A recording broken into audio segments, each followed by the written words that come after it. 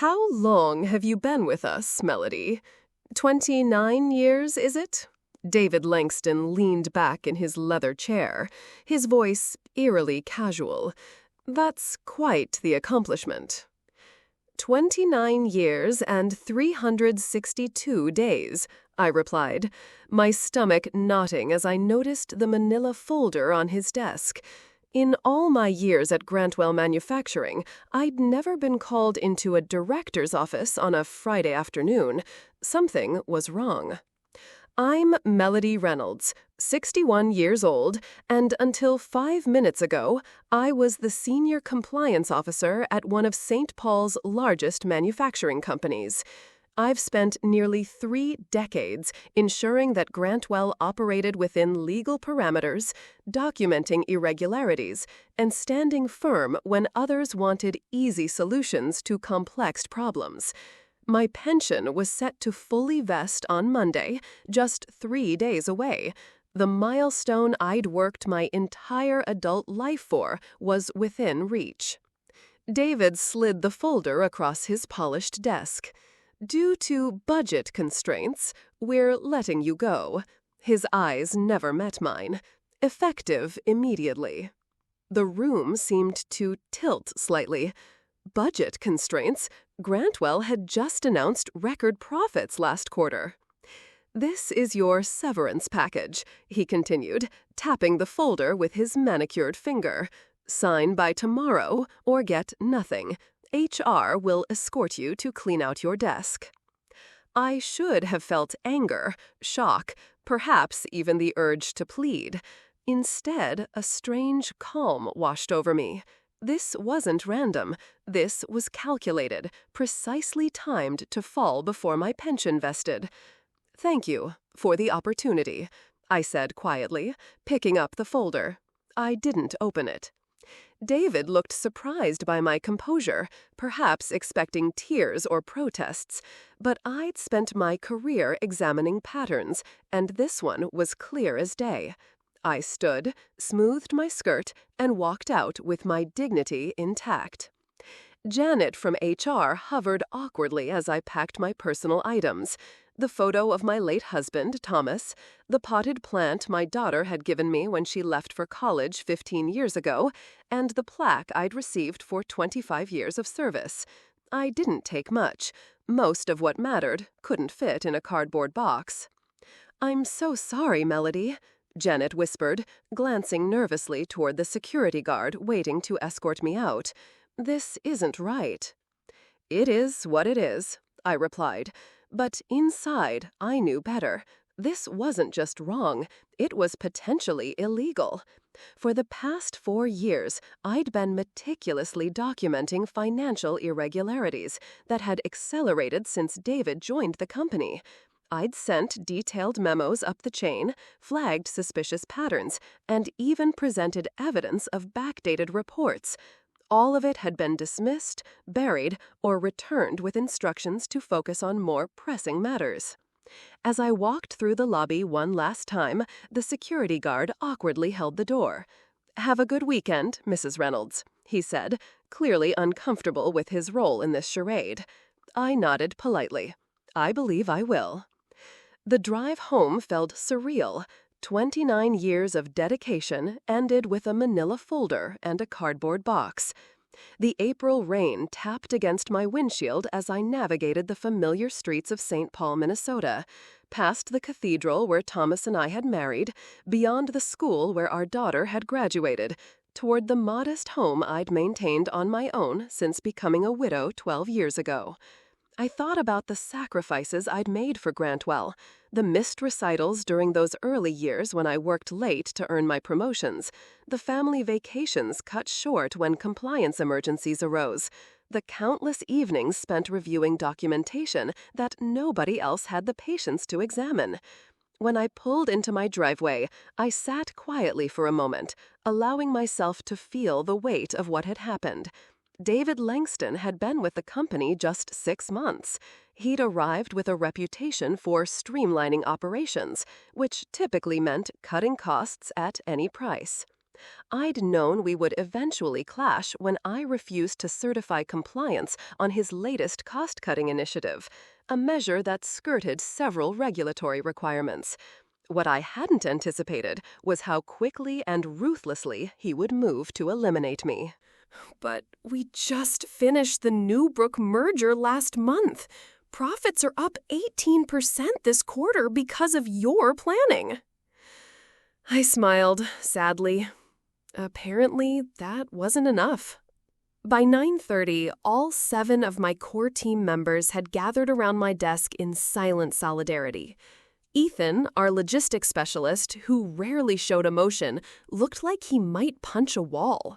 Veronica, our client relations manager, was openly crying. Behind them stood Michael, Louise, Diane, Gabriella, and Kayla, each with expressions ranging from disbelief to fury. "You can't leave," Veronica insisted. "The Wilson account renewal is next week. The Hernandez shipping contract is in negotiations. None of us knows the system like you do." I finished taping up my box. Dan should have thought of that before he fired me for attending my father's funeral. The severity of what I just said hung in the air. My father, gone just a week ago, the funeral soil still fresh. And now this betrayal from a company I had poured my soul into. "I need everyone back at their desks," came a sharp voice from behind us. Dan Waver stood there, arms crossed, his thin face set in a disapproving frown. "We have deadlines to meet." No one moved. "Now," he added, his voice rising slightly. After a long moment, my team dispersed, each giving me a meaningful look as they returned to their workstations. Dan approached me, lowering his voice. "This could have been handled with more discretion if you'd waited until the end of the day to pack up." I met his gaze steadily. "Like the discretion you showed in firing me via email after approving my bereavement leave?" His jaw tightened. "Business needs change rapidly. Summit Edge needs people who understand that priorities shift. Your father's passing was unfortunate, but—" "Don't," I warned, my voice deadly quiet. "Don't finish that sentence, Dan." For a moment, something like uncertainty flickered across his face. Then he straightened, adjusting his tie. "Human Resources is expecting you. Please don't make this more difficult than it needs to be." I picked up my box. "Don't worry, I won't make a scene. But remember this moment, Dan. You might find it important later." The Human Resources office was clinical. White walls, minimal decoration, and Barbara Kant's sympathetic but practiced expression. She was new to the company, having joined just 6 months ago, and I could see she was uncomfortable with the situation. "I'm sorry about this, Holly," she said, sliding separation papers across her desk. "And I'm very sorry about your father." "Thank you," I replied, scanning the documents. Standard severance, 2 weeks' pay, a non-disparagement clause.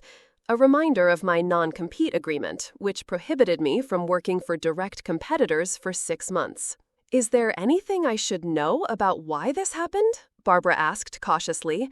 "This seems abrupt." I debated how much to share, then decided on the truth. I pulled out my phone and showed her the email. 3 days of approved bereavement leave, and I'm fired for not prioritizing work. Barbara's professional demeanor slipped, her eyes widened.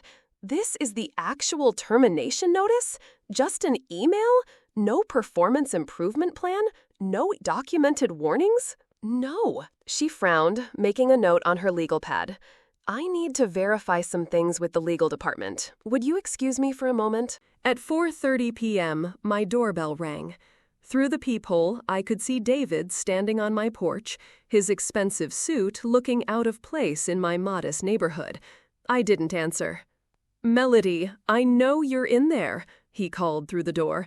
This is ridiculous. Just sign the papers and we can all move on." I watched silently as he eventually placed an envelope in my mailbox and returned to his luxury sedan. Only then did I retrieve it. Another copy of the same agreement with a handwritten note. "Final opportunity, sign by 9 a.m. Monday." That evening, my daughter called for our weekly chat. Elizabeth was concerned by the strange tone in my voice. Mom, what's going on? You sound different. I considered downplaying the situation, but decided against it. Elizabeth deserved the truth. I was terminated yesterday, I said simply. What? But you're just days away from your full pension. They can't do that. They did, I replied. But don't worry, I'm handling it. Do you need me to come home? I can be on a flight from Denver tomorrow. No, sweetheart, stay put. I've got this covered. After we hung up, I sat in my living room as darkness fell, thinking about Monday's meeting with the SEC. For years, I'd tried to address these issues internally, believing in the system and the company's integrity. I'd been loyal, discreet, and professional, even when I suspected serious wrongdoing. But Grantwell had made its choice, and now I would make mine. I would not be signing their agreement, I would not be silenced, and most importantly, I would not let them discard 3 decades of my life without consequence. Monday couldn't come soon enough. The investigation begins. Monday morning arrived with a clarity I hadn't felt in years. I dressed carefully, placed my documentation in a secure briefcase, and drove downtown to the Federal Building where Gregory had arranged our meeting. The weight of what I was about to do sat heavily on my shoulders, but there was also a sense of rightness to it all. The SEC offices were understated but imposing, all glass partitions and hushed conversations. Gregory met me in the lobby, his familiar face, lined with more years but still carrying the sharp intelligence I remembered. "Melody," he said warmly, shaking my hand, "I wish we were meeting under better circumstances." "It's good to see you, Gregory," I replied. "Thank you for taking this seriously." He led me to a conference room where 2 other investigators waited, Angela Brennan, a senior enforcement attorney, and James Weston, a forensic accountant. Both greeted me with professional courtesy. "Mrs. Reynolds," Angela began, "before we start, I want to confirm that you understand the process we're initiating today. Once you share this information with us, an investigation becomes official. There's no turning back." I nodded. I understand completely. For the next 3 hours, I walked them through my documentation, the irregular financial reporting I'd first noticed 4 years ago when shipments didn't match invoices, the quality control certifications that had been backdated after products had already been shipped, the pattern of revenue manipulation that had intensified in recent quarters, particularly after David Langston's arrival. James examined the financial documents with growing concern. "These discrepancies aren't small," he noted. "The company has been systematically overstating revenues by at least 18% for the past 2 years. That's securities fraud." "And you reported these issues internally?"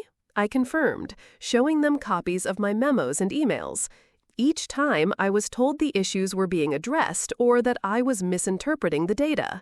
When David joined 6 months ago, my concerns started being rerouted to his office, where they disappeared entirely. Gregory leaned forward. "And you believe your termination was directly related to these reports?" "Without question. The timing, 3 days before my pension vested, makes it obvious. But more than that, I had recently flagged several major issues with David's latest cost-cutting initiative. He needed me gone before I could escalate further." As our meeting concluded, Angela outlined the next steps. "We'll need your formal statement, then we'll begin our investigation, which typically remains confidential until we determine whether enforcement action is warranted." "How long will that take?" I asked. "It varies," she replied, "but given the documentation you've provided and the clear pattern of misconduct, we may move quickly on this one."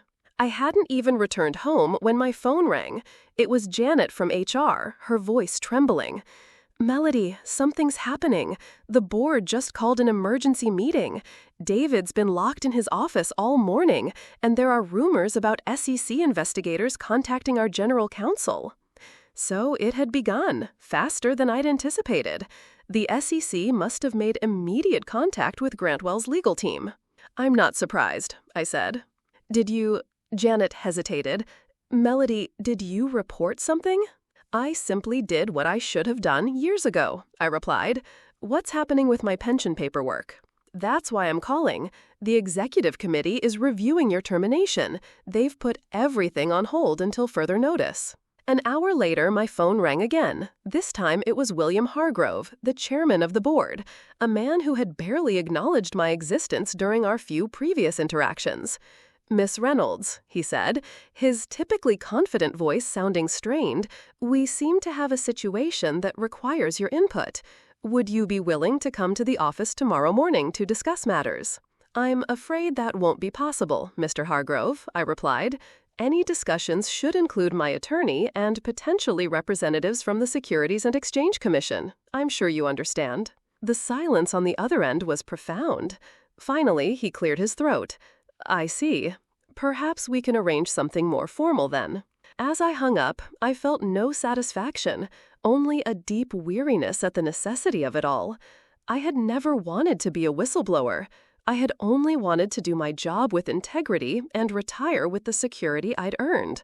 But Grantwell had forced my hand, and now we would all face the consequences. My phone continued to ring throughout the evening, colleagues seeking information, executives attempting damage control. I answered none of them. The time for private conversations had passed. Now everything would happen in the light. By Wednesday morning, the storm had fully broken. Local business publications ran headlines about an SEC investigation into Grantwell Manufacturing, sending the company's stock into a tailspin. Financial analysts who had praised David's efficiency measures just weeks ago now questioned the integrity of the company's entire reporting structure.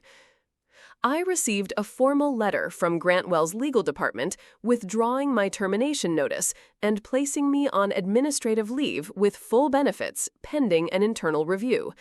It was a transparent attempt to mitigate damages, coming far too late.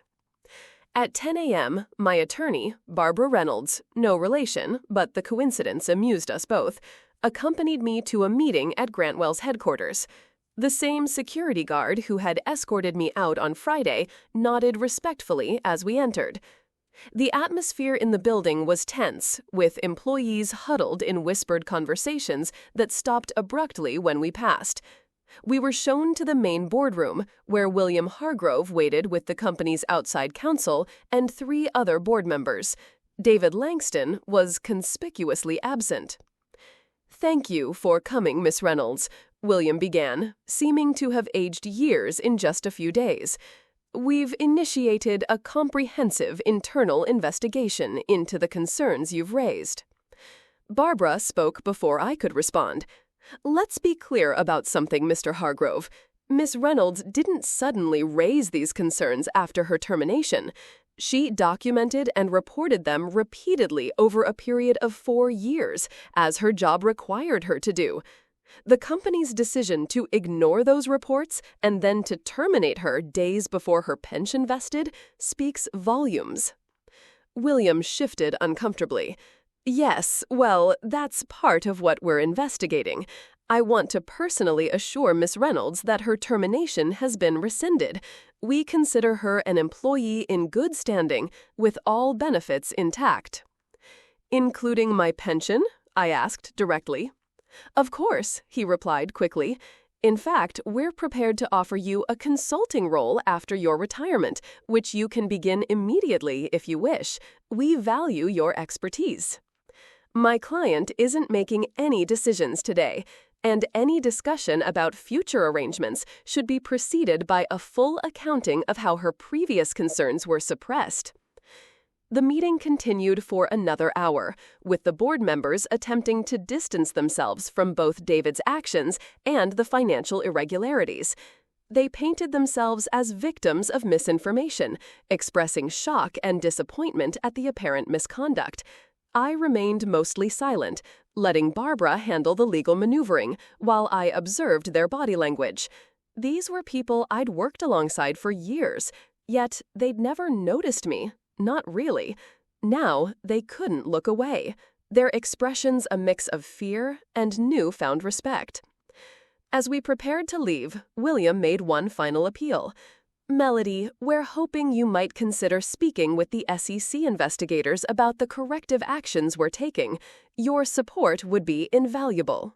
I looked at him directly for the first time. Mr. Hargrove, I've spent 29 years dedicated to this company's compliance. During that time, I filed 47 major reports documenting serious irregularities. I sent 16 memos specifically addressing the issues now under investigation. I requested 9 meetings with executive leadership to discuss these concerns, of which only 2 were granted, and neither resulted in action. At what point in that history did I have your support? The room fell silent. I'll cooperate fully with both the internal investigation and the SEC, I continued, but I'll be speaking only to the facts, as I always have. Whether those facts support or damage Grantwell will depend entirely on what you do next, not what you say in this room. As Barbara and I walked out, she whispered, "That was perfectly stated." It wasn't until we reached the parking lot that I allowed myself a deep breath. The adrenaline that had carried me through the confrontation began to fade, leaving me drained but clear-headed. This wasn't victory, not yet. It was merely the beginning of accountability. "What happens now?" I asked Barbara as we stood beside our cars. "Now," she smiled slightly, "now they scramble to save what they can while the investigation continues. But make no mistake, Melody, they're terrified of you." I shook my head. "They're not terrified of me. They're terrified of the truth." Barbara nodded thoughtfully. "There is indeed. And that difference is why you'll win this, regardless of how it plays out." As I drove home, I wondered what Thomas would have thought of all this. My late husband had always encouraged my meticulous nature, even when others found it frustrating. "Your attention to detail isn't a quirk, Melody," he'd say. "It's a superpower." Perhaps he'd been right all along. By Friday, exactly 1 week after my termination, the story had evolved into a full-blown corporate scandal.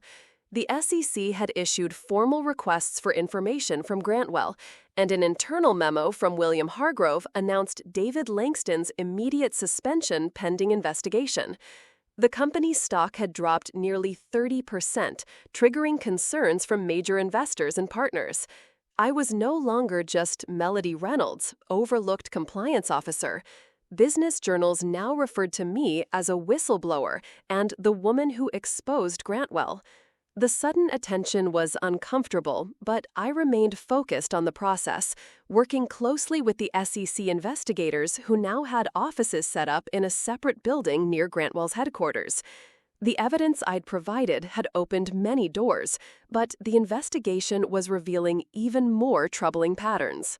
Gregory called to update me on their progress. "Melody, it's worse than we thought," he said, his voice grave. "The financial manipulation goes back at least 5 years, predating Langston. He accelerated it, but he didn't start it." "I suspected as much," I replied. "There were irregularities I couldn't fully document because I couldn't access certain executive-level reports." "Well, we can access them now," Gregory continued, "and they tell a story of systematic fraud designed to inflate the company's value. The board is claiming ignorance, but at least 3 members had to have known. They signed off on key transactions." This news should have vindicated me, but instead it left me feeling hollow. The company I dedicated my life to had been corrupted at levels even I hadn't fully comprehended. The people I trusted with my concerns had been actively participating in the very fraud I was reporting. That afternoon, I received a call from Elizabeth. Her voice was tight with anger. "Mom, have you seen the news? They're trying to discredit you." I hadn't. I'd been avoiding media coverage, focusing instead on the official proceedings. "What are they saying?" I asked calmly. That Grantwell executive Langston gave an interview claiming you had performance issues and were bitter about being passed over for promotion. He's making it sound like you're retaliating because of personal grievances. I wasn't surprised. It was a predictable defense strategy. Attack the whistleblower's credibility rather than address the allegations. It doesn't matter, Elizabeth, I assured her. The evidence speaks for itself. My performance reviews have been exemplary for 29 years. They can't rewrite that history now. But David was trying to do exactly that.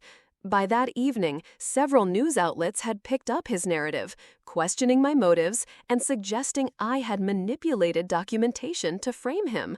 It was a desperate move from a desperate man, but it still stung to see my integrity questioned so publicly. Barbara called immediately. "Don't respond to any of it," she advised. "The SEC will issue a statement tomorrow clarifying your whistleblower status and the credibility of your evidence. Let the official channels handle this." I wasn't planning to respond, I told her, but I am going to do something else. The next morning, I drove to my local bank and asked to speak with the manager, Tracy Ferguson. I'd known her for years, as she handled most of Grantwell's local banking transactions. "Melody," she greeted me warmly, "I've been following the news. How are you holding up?" "I'm fine, Tracy, but I need access to my safe deposit box." Inside the private room, I opened the box and removed a sealed envelope I'd placed there 3 years ago. It contained copies of email exchanges between David's predecessor and 2 board members, discussing ways to manage financial appearances during a critical acquisition period. I had found these accidentally while archiving old emails, and something had told me to secure them separately from my other documentation.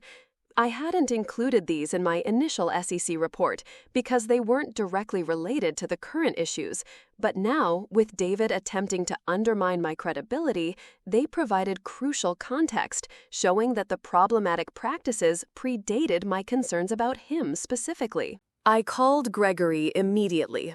"I have something you need to see," I told him. "It changes the narrative completely." As I drove to meet him, I felt no satisfaction, only certainty that the full truth would now emerge, regardless of who had implicated. The emergency board meeting was called for Monday morning, 10 days after my termination and 7 days after the SEC investigation became public. I wasn't invited, but I didn't need to be there to know what was happening. The additional documentation I'd provided had accelerated the investigation dramatically, implicating not just David, but multiple board members in a years-long pattern of financial manipulation. Gregory called me from outside the meeting room. "It's chaos in there," he reported. "The SEC enforcement team just presented their preliminary findings. 3 board members have resigned on the spot. David is trying to claim he was following established practices, but no one's buying it anymore." By noon, Grantwell issued a press release announcing a leadership restructuring and full cooperation with regulatory authorities. The carefully worded statement confirmed the resignation of 4 board members, including William Hargrove, and the termination of David Langston for cause. The company's stock, already battered, dropped another 12%. That afternoon, my phone rang. It was Janet from HR again. "The interim CEO wants to meet with you tomorrow, if possible." The interim CEO was Patricia Donovan, the former chief operating officer who had always treated me with professional respect, if not warmth. I agreed to the meeting, but insisted it take place at my attorney's office. When Patricia arrived the next day, she looked exhausted but determined. "Melody, I won't waste time with pleasantries," she began. "The company is in crisis, and you're at the center of it.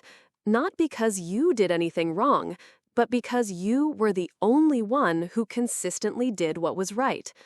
She slid a folder across the table, eerily similar to the termination paperwork David had presented just 11 days earlier. This officially rescinds your termination, reinstates your employment retroactively, and confirms your full pension vesting, she explained. It also includes an additional compensation package recognizing the difficulties you've experienced. I opened the folder. The compensation package included a sum equal to 5 years of my salary, full healthcare coverage for life, and a formal apology from the board. We're also establishing a new corporate ethics division, Patricia continued. We'd like you to help design it as a consultant after your retirement. Your experience is invaluable. I closed the folder without commenting on the offer. And David Langston, the board members involved? Patricia's expression hardened. Criminal charges are expected. The company will not be defending them. Justice, it seemed, had finally arrived at Grantwell Manufacturing. 6 months later, I sat in a federal courtroom, watching as David Langston and 2 former board members entered guilty pleas to securities fraud charges. The man who had so casually ended my career now looked diminished in his dark suit, his arrogance replaced by defeat. Our eyes met briefly as he turned to leave, and I saw recognition there, not of me specifically, but of what I represented. The consequences of his actions personified. The Grantwell scandal had become a case study in corporate governance failures and the crucial role of internal compliance. I had declined the consulting position with the reorganized company, choosing instead to work with regulatory agencies to develop better whistleblower protocols. My story had inspired other compliance officers to come forward with their own documentation of corporate wrongdoing, creating a ripple effect across industries. The SEC had awarded me a substantial whistleblower payment, 15% of the penalties assessed against Grantwell. Combined with my pension and the settlement, I had more financial security than I'd ever imagined possible. I'd established a scholarship fund for women pursuing careers in corporate ethics and compliance, naming it after Thomas. Elizabeth had relocated to St. Paul to be closer to me, bringing my 2 grandchildren with her. We spent weekends together at my new lakeside home, building memories I'd missed while working all those long hours. One evening, as we sat watching the sunset over the water, Elizabeth asked a question that caught me off guard. "Mom, do you regret staying at Grantwell all those years, given how it ended?" I considered this carefully. "No," I finally answered. "I regret that it was necessary to expose them, but I don't regret my work there. Integrity isn't just about being honest when it's easy. It's about maintaining your principles even when, especially when, it costs you something." Elizabeth nodded thoughtfully. "You taught me that, you know, not with words, but by example." That, I realized, was perhaps a most meaningful outcome of all. Not the vindication, not the financial security, but the knowledge that my choices had shown my daughter what it meant to stand firm in your values, regardless of the consequences. As for Grantwell Manufacturing, the company had survived, though greatly diminished. The new leadership had implemented stringent compliance protocols and transparent reporting practices. They still send me their annual reports, perhaps as a reminder, perhaps as an apology. I read them carefully, noting the improved practices with professional satisfaction. Some might see my story as revenge, but I've never viewed it that way. I simply did what I had always done, documented the facts, reported the truth, and stood by my findings. The difference is that this time, finally, others were forced to listen.